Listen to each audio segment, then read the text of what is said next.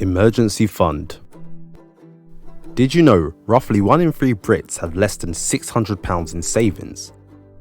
To help understand the implications of this, the average mortgage payment in the UK was about £723 in 2018. So the question is, what happens to these people if they miss a month's paychecks? If their savings don't even cover their mortgage payments? Quite simply, a continuous cycle of debt and financial stress. This is where emergency funds comes in. Quite simply, emergency fund is money that is stored away for unexpected costs or circumstances. Common unexpected costs could be the breakdown of your car, or an unexpected circumstance could be the loss of a job. Experts often say the amount of money put aside into your emergency fund should cover at least 3 to 6 months of your living expenses, and in some cases 12 months.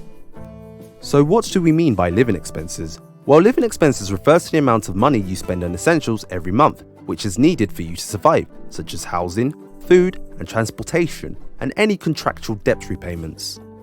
Now let's view this with a scenario. Take Luke for example. His total housing cost comes to £100 a month. He spends £50 a month on transportation and spends £200 on food.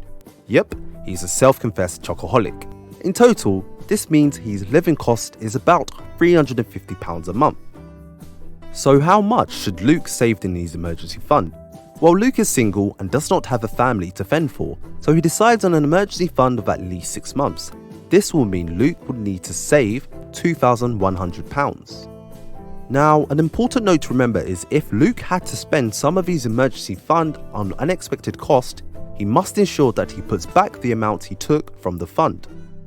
The number of months you should have covered depends on your personal circumstances. For example, someone with dependents such as children or a job which has low job security and availability may consider higher amounts. There are some individuals who even save up to 12 months for their peace of mind. Naturally, the next question would be, where should I save my emergency fund? Well, firstly, keep your emergency fund separate to your current account. It is very easy to casually dip into your emergency fund if it is saved within your day-to-day bank account. Ideally, emergency funds should be kept in a safe place, easy to access in cases of emergencies, and of course an account which offers interest. Examples of vehicles which offer this are high-interest savings accounts and cash ISAs. Now, Money Supermarket is a great source for scanning the market for available high-interest savings accounts or cash ISAs. It is important to note that high-interest savings accounts and cash ISAs providers have different criteria and restrictions, so make sure you do your own research and identify the provider that suits your needs best.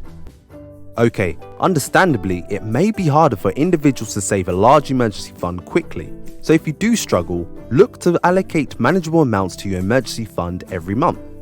The key actionable takeaways are: identify your essential living cost, identify your ideal emergency fund reserve, keep your emergency fund away from your current account, and start building your emergency fund.